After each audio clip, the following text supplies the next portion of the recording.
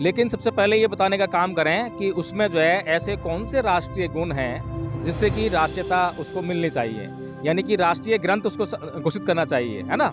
तो अगर किसी भी धर्म ग्रंथ को अगर हमें राष्ट्रीय धर्म ग्रंथ घोषित करना है तो उसके क्या क्या मापदंड होने चाहिए, पहले इस बात की जांच करनी चाहिए। उसका पहला मापदंड तो ये होना चाहिए कि उसके सिद्धांत ऐसे हों जिसको उस देश का कोई भी व्यक्ति, कोई भी नागरिक उसको जो है नकार ना सके।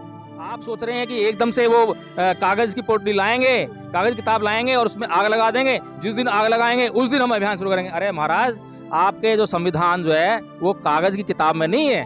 कागज की किताब तो आप कितनी भी छाप लोगे, लेकिन जो किताबों में जो लिखा हुआ है, जो बातें हैं, उनकी जो मानना हो रही है, उनका क्या हो रहा है, वो संविधान है। आज देखिए कितने शूद्र हैं जिनके पास आज प्लॉट पड़ा हुआ है लेकिन वो उसको बना नहीं सकते हैं। आज बनाएंगे जब ना उस प्लॉट को, जब वो खाने का पहले इंतजाम कर लें, खाने के अलावा जो उनके पास पैसा बचेगा तब उनका प्लॉट बनेगा।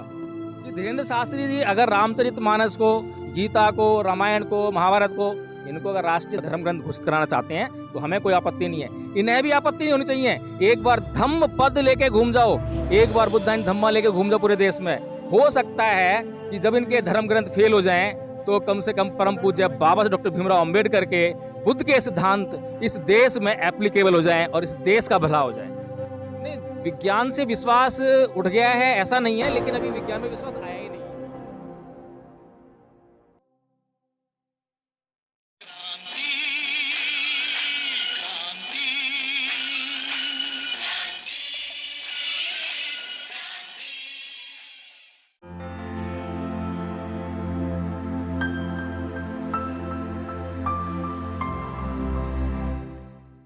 नमस्कार, आप देख रहे हैं एनबी न्यूज़ 24x7 नीलम बोध के साथ। साथियों, कल जिस तरह से हम देख रहे हैं कि पूरा भारत देश गणतंत्र दिवस को सेलिब्रेट करने की तैयारी कर रहा है, लेकिन कहीं ना कहीं हम देख रहे हैं कि जो गणतंत्र दिवस है उसके बीच में एक बहुत बड़ा बवाल धीरेन्द्र शास्त्री ने भी खड़ा कर दिया है। क्योंकि अभी धीरेन्द्र शास्त्री ने एक स्टेटमेंट दिया कि जिस दिन रामचरितमानस जो ग्रंथ है उसको राष्ट्रीय ग्रंथ घोषित कर दिया जाएगा, उस दिन भारत देश हिंदू राष्ट्र घोषित हो जाएगा। और इसी विषय पर चर्चा करने के लिए मेरे साथ में एडवोकेट जय भीम प्रकाश जी, उन्हीं से जानना चाहूँगी, सर देश संविधान से चले या हिंदू धर्म ग्रंथों के अनुसार चले?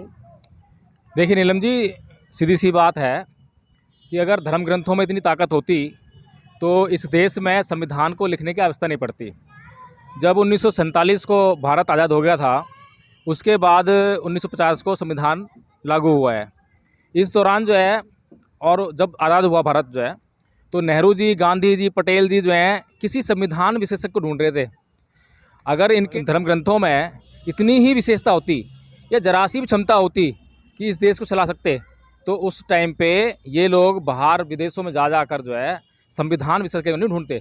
तो इससे जाहिर होता है कि ये देश या कोई भी देश कभी भी किसी धर्म ग्रंथ से नहीं चल सकता, बल्कि चल सकता है तो सिर्फ और सिर्फ उस देश के संविधान से चल सकता है। क्योंकि उस देश के संविधान में वहाँ के नागरिकों के लिए जो वर्तमान परिस्थितियाँ होती हैं उनके अनुकूल नियम, कायदे, कानून उसमें लिखे होते हैं, जिसके ज़रिए जो है वो अपनी ज़िंदगी का जीवन निर्वाह करते हैं। जी सर, जिस तरह से जो देवकीनंदन ठाकुर है, लगातार हमने देखा विवादों में बने रहते हैं। कभी SC/ST एक्ट को लेकर स्टेटमेंट देते, कभी आरक्षण को लेकर स्टेटमेंट देते, और अभी वर्तमान में जिस तरह से धीरेन्द्र शास्त्री का जो मामला आया और जिसने तूल पकड़ी, तो उसमें जो देवकीनंदन ठाकुर है उन्होंने उनके समर्थन में ये कहा है कि जो धीरेन्द्र शास्त्री जी कहते हैं आखिर उसमें गलत क्या है, अंधविश्वास कहाँ है, ये तो सनातनियों का विश्वास है। तो इस पर क्या कहेंगे सर? देखिए नीलम जी, अंधविश्वास क्या है और विश्वास क्या है, इसमें कोई व्यक्ति अपनी तरफ से बनाकर बोल दे कि भैया ये विश्वास है, मैं इसको विश्वास मानता हूँ।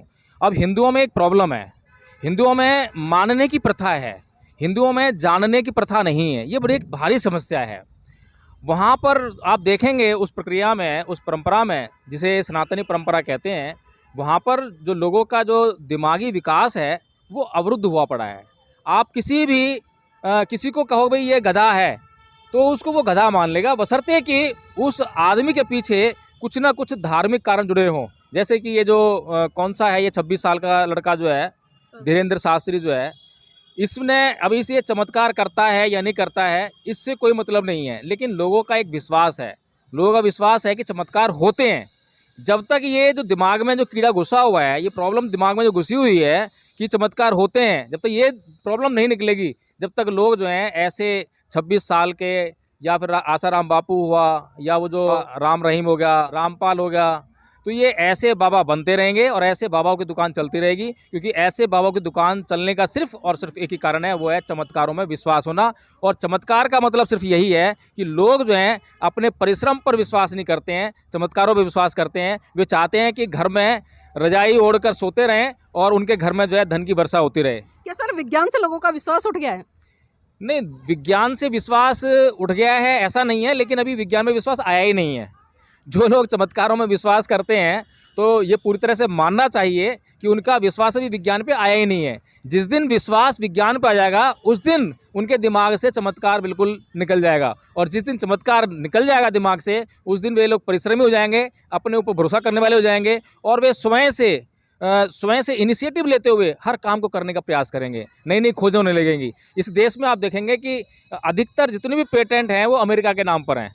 अमेरिका है, जापान है। जब भी आप आविष्कारों की बात करेंगे, नई नई तकनीकों की खोज की बात करेंगे, तो भारत का नाम वहाँ पे कहीं नहीं आता है। भारत का नाम अगर पूरे विश्व में कभी भी आता है तो वो बुद्ध के युग का नाम आता है। बुद्ध का युग, जब बुद्ध ने जो है पूरी दुनिया में वह प्रकाश फैलाया, जिससे कि बुद्ध ने ये दुनिया को बताने में सफलता हासिल की कि व्यक्ति जो है जन्म क्यों लेता है और मरता क्यों है। ये जो पहेली थी बहुत बड़ी, ये सुलझाने का काम बुद्ध ने किया। व्यक्ति के जीवन में दुख कहाँ से आते हैं और दुखों का अंत कैसे हो सकता है, ये बताने का काम जो पहली बार बुद्ध ने किया। इसलिए बुद्ध को जो है पूरी दुनिया आज ज्ञान के प्रतीक के रूप में देख रही है। और जो आज पूरी दुनिया युद्ध की जो बारूद है उसकी ढेर पे बैठी हुई है, तो शांति को चाह रही है, तो शांति की जब भी बात होती है तो वो बुद्ध की तरफ ही निगाह करते हैं। सर आप बुद्ध की बात करें, लेकिन जिस तरह से बिहार में शिक्षा मंत्री का जो बयान आया उसके बाद हमने देखा कि तमाम भारतीय जनता पार्टी की जो महिला विंग है वो रोड पर निकल कर आती हैं और वो लगातार मंत्री के मुर्दाबाद के नारे लगाती है और ये कहती नजर आती हैं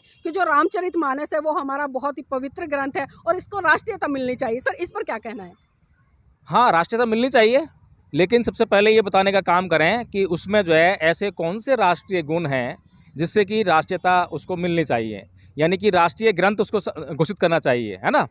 तो अगर किसी भी धर्म ग्रंथ को अगर हमें राष्ट्रीय धर्म ग्रंथ घोषित करना है तो उसके क्या क्या मापदंड होने चाहिए, पहले इस बात की जांच करनी चाहिए। उसका पहला मापदंड तो ये होना चाहिए कि उसके सिद्धांत ऐसे हों जिसको उस देश का कोई भी व्यक्ति, कोई भी नागरिक उसको जो है नकार ना सके। जैसे कि बुद्ध के सिद्धांत हैं।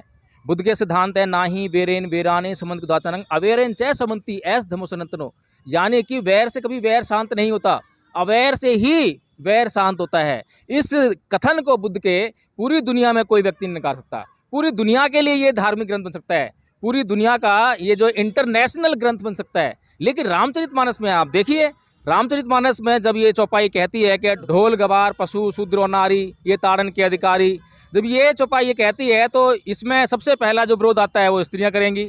सबसे पहले उसको जो है ऐसी स्त्रियां जागृत हो जाएंगी, ये समझ जाएंगी, जान जाएंगी कि ये जो ग्रंथ है ये हमारा अपमान कर रहा है, तो सबसे पहले वो आग लगाने का काम उसमें स्त्रियां करेंगी। उसके बाद जो है शूद्र खड़े हो जाएंगे। फिर कुछ गवार जिनको कह रहे हैं ये तुलसीदास जी, पता नहीं वो गवार हैं भी या नहीं, हो सकता है वो बुद्धिमान हो सकता है बुद्धिमान हो जाएं, तो वो भी उसमें आग लगाने का काम करेंगे। बाकी ढोल और पशु से तो कोई लेना देना है ही नहीं। तो इस तरह से अगर एक एक चौपाई को उठा के देखा जाए, जैसे कि एक और चौपाई है उसमें, विप्र पूजे गुणहीना और शूद्र ना पूजिए गुण प्रवीणा, कि जितना भी चाहे कितना भी बड़ा विद्वान पंडित क्यों ना हो, चाहे उसने वेद शास्त्र पढ़े हो शूद्र ने, लेकिन उसकी पूजा कभी मत कीजिए। और चाहे ब्राह्मण कितना भी निकम्मा हो और गधा हो, उसकी पूजा कीजिए। तो जब इस चौपाई पे आएंगे तो इस चौपाई पर भी इस देश का कोई भी नागरिक तैयार नहीं होगा। तो राष्ट्रीयता तो मिलनी चाहिए, हम क्या मना कर रहे हैं। आप पहले जो है एक सर्वे तो कराइए, पूरे देश में इस ग्रंथ को लेके घूमिए और हर व्यक्ति से पूछिए। उसको पहले तो पढ़ना पड़ेगा व्यक्ति को, जिससे आप सर्वे करेंगे उस व्यक्ति को वो धर्म ग्रंथ पढ़ना पड़ेगा, उसको चेक करना पड़ेगा कहीं इसमें मेरे खिलाफ कुछ बात तो नहीं है, तब तो उसको राष्ट्रीयता मिल जाएगी। अब संविधान को लेके जो है ये धीरेन्द्र शास्त्री जी पूरे देश में घूमे, हिंदुओं में घूमे, मुसलमानों में घूमे, ईसाइयों में घूमे और उसको पढ़ाएं कि देखो भाई इसमें कोई आपके खिलाफ तो बात नहीं लिखी हुई है, तो उसको तो राष्ट्रीयता मिली हुई है और संविधान से चलना है देश जो है। तो सीधी सी बात है, हम क्या मना कर रहे हैं, आप इसको राष्ट्रीय धर्म ग्रंथ घोषित कीजिए, लेकिन जो उसका मापदंड है कि यह किसी भी देश के किसी भी नागरिक के खिलाफ इसमें कोई बात नहीं होनी चाहिए और इसको जो है हर एक व्यक्ति मान्यता दे, तभी इसको राष्ट्रीय धर्म ग्रंथ। और एक और बात कहूँगा नीलम जी मैं, कि धीरेन्द्र शास्त्री जी अगर रामचरितमानस को, गीता को, रामायण को, महाभारत को इनको अगर राष्ट्रीय धर्म घोषित कराना धर्म ग्रंथ घोषित कराना चाहते हैं तो हमें कोई आपत्ति नहीं है, इन्हें भी आपत्ति नहीं होनी चाहिए। एक बार धम्म पद लेके घूम जाओ, एक बार बुद्धाइन धम्मा लेके घूम जाओ पूरे देश में। हो सकता है कि जब इनके धर्म ग्रंथ फेल हो जाएं तो कम से कम परम पूज्य बाबा साहब डॉक्टर भीमराव अंबेडकर के बुद्ध के सिद्धांत इस देश में एप्लीकेबल हो जाएं और इस देश का भला हो जाए। जी सर, एक बात और जानना चाहूँगी, जिस तरह से लगातार, खासकर मैं मेन मीडिया की बात करूँगी, हम पिछले 4-5 दिनों से देख रहे हैं धीरेन्द्र शास्त्री मुद्दा मतलब इस तरह से उछाला जा रहा है जैसे पता नहीं देश में कितना बड़ा बवाल आ गया है। लेकिन कहीं ना कहीं जब हम बेरोजगारी की बात करते हैं, शिक्षा की बात करते हैं, अच्छे स्वास्थ्य की बात करते हैं, अच्छे अस्पतालों की बात करते हैं, तो उन मुद्दों को लेकर मेन स्ट्रीम मीडिया चर्चा करती नजर नहीं आती, ऐसा क्यों? देखिए नीलम जी, फिलहाल जो मैं वर्तमान राजनीतिक परिस्थितियाँ देश की देख रहा हूँ उसमें मैं ये देख पा रहा हूँ कि महंगाई जो है बदस्तूर जारी है और बड़ी बेशर्माई से जारी है। किसी को भी इस देश की सरकार में बैठे हुए किसी भी नुमाइंदे को जरा सी भी शर्म और लिहाज नहीं है कि वो महंगाई पर जो है दिन ब दिन जो बढ़ाए जा रहे हैं उसको घटाने के बजाय। अब ये जो महंगाई बढ़ा रहे हैं इसके पीछे मुझे जो षड्यंत्र नज़र आ रहा है वो ये है कि इस महंगाई से सिर्फ एक ही वर्ग जो है वो ग्रस्त होने वाला है, वो है शूद्र समाज। इनका जो षड्यंत्र है वो ये है कि महंगाई बढ़ाओ और जो ये लोग जो है जिस आर्थिक स्थिति की संपन्नता के कारण ये जो क्या नाम है आज उठ गए हैं, आंदोलन कर रहे हैं, आवाज़ उठा रहे हैं, नौकरियां इनको मिल गई हैं, तो जो आर्थिक संपन्नता है वो महंगाई से तोड़ी जा सकती है। जब इनके पास आज देखिए कितने शूद्र हैं जिनके पास आज प्लॉट पड़ा हुआ है लेकिन वो उसको बना नहीं सकते हैं। आज बनाएंगे जब ना उस प्लॉट को, जब वो खाने का पहले इंतजाम कर लें, खाने के अलावा जो उनके पास पैसा बचेगा तब उनका प्लॉट बनेगा। आज कितने घर आप देख लिए अपने आसपास देख लीजिए कि उनके पास जो है किसी के पास 50 गज का प्लॉट है, किसी 25 का प्लॉट है, किसी 100 गज का प्लॉट है, लेकिन उसमें झोपड़ी सी पड़ी हुई है, उसका जो महल नहीं बन पा रहा है। वहीं दूसरी तरफ आप देखिए ब्राह्मण, बनिए, क्षत्रिय, ये जो 3 वर्ग हैं ऊपर के, इनके पास किसी चीज़ की दिक्कत नहीं है। तो महंगाई से इन ऊपर के 3 वर्गों को कोई भी प्रभाव नहीं पड़ने वाला है। इसीलिए तो जब आप चुनाव में घूम रही थी तो आप सुन रही थी लोगों के मुँह से, कुछ बेतुके लोगों के मुँह से, कि चाहे सड़कें उखाड़ दो, चाहे महंगाई कितनी भी कर दो, जो हिंदू होगा हिंदुत्व के नाम पे वोट देगा बीजेपी को। तो ये वो वाला जो षड्यंत्र है साफ साफ दिखाई दे रहा है कि इस देश में इस वर्ग को जो किसी तरह से आवाज़ उठाने लायक बन गया है, सड़क पर आने लायक बन गया है, अपने अधिकारों के लिए आज आंदोलन करने लगा है, तो उसकी कमर तोड़ दो। वो अपनी रोजी रोटी कमाने में, अपनी भूख मिटाने में ही व्यस्त हो जाए तो झोपड़ी तो वो बाद में बनाएगा, इसी से लड़ता रह जाएगा। जी सर, जाते जाते आखिरी सवाल लेना चाहूँगी। डॉक्टर अंबेडकर ने जिस गणतंत्र भारत की स्थापना की थी और जिसकी एक परिकल्पना की थी और एक सपना संजोया था, क्या आज वो सपना या वो परिकल्पना चरितार्थ होती नजर आ रही है? बिल्कुल भी नहीं हो रही है नीलम जी।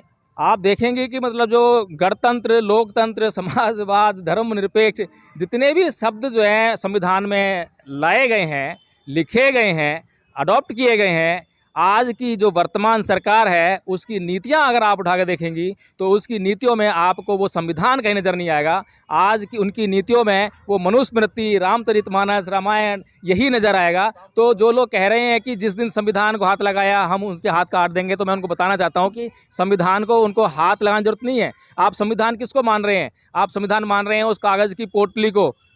कागज़ की पोटली संविधान नहीं है, बल्कि उस कागज़ की पोटली के अंदर जो सिद्धांत लिखे गए हैं उन सिद्धांतों का जो अमल नहीं हो रहा है वो संविधान की अवमानना है। और संविधान की अवमानना शुरू हो चुकी है, संविधान को ख़त्म किया जाना शुरू हो चुका है। आप सोच रहे हैं कि एकदम से वो कागज़ की पोटली लाएंगे, कागज़ किताब लाएंगे और उसमें आग लगा देंगे, जिस दिन आग लगाएंगे उस दिन हम अभियान शुरू करेंगे। अरे महाराज, आपके जो संविधान जो है वो कागज़ की किताब में नहीं है।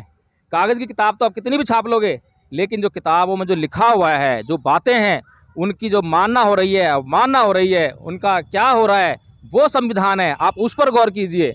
तो नीलम जी, इस तरह से अगर देखें तो गणतंत्र तो आप भूल जाइए। गणतंत्र का मतलब होता है जहाँ पर सभी लोग मिलकर फैसला लें।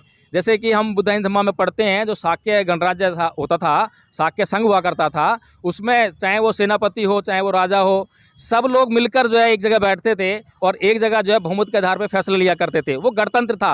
आज लोकतंत्र है। लोकतंत्र में ये होता है कि लोकतंत्र में लोग जो हैं अपने प्रतिनिधियों को चुन लेते हैं 5 साल के लिए, और फिर वो प्रतिनिधि जो है उस जनता के आधार पर जो है अपने फैसले लेते हैं। फिर 5 साल बाद फिर उस जनता को अधिकार मिल जाता है। तो ना तो इस देश में लोकतंत्र जीवित है, ना इस देश में गणतंत्र जीवित है। जो लोकतंत्र के नाते जो वोट का अधिकार जो इस देश की जनता को मिला था, उस वोट को जो है ये मीडिया के माध्यम से, पूंजीपतियों के माध्यम से, दबंगों के माध्यम से, नाना प्रकार के येन के प्रकारेण जो है ये लोग जो है अपने पक्ष में वो मत डलवा लेते हैं, उनसे बहलाकर फुसलाकर इस तरह से इस देश में उनके मत का उनके ही विरुद्ध प्रयोग किया जा रहा है। जी, बहुत बहुत धन्यवाद सर आज की इस महत्वपूर्ण चर्चा में हमारे साथ जुड़ने के लिए। और बिल्कुल साथियों, जिस तरह से स्पष्ट कर दिया कि जो गणतंत्र है, जनता का शासन जनता के द्वारा जनता के लिए होना चाहिए, लेकिन कहीं ना कहीं आज हम देख रहे हैं कि जिस तरह से चाहे ईवीएम का खेल हो या पूंजीपतियों का खेल हो या सत्ता पर बैठे हुए जो मजबूत लोग हैं उनका खेल हो, आप देख सकते हैं कि किस तरह से आज लोकतंत्र जैसे, और मैं कहूँगी कि विश्व का सबसे बड़ा लोकतांत्रिक देश भारत,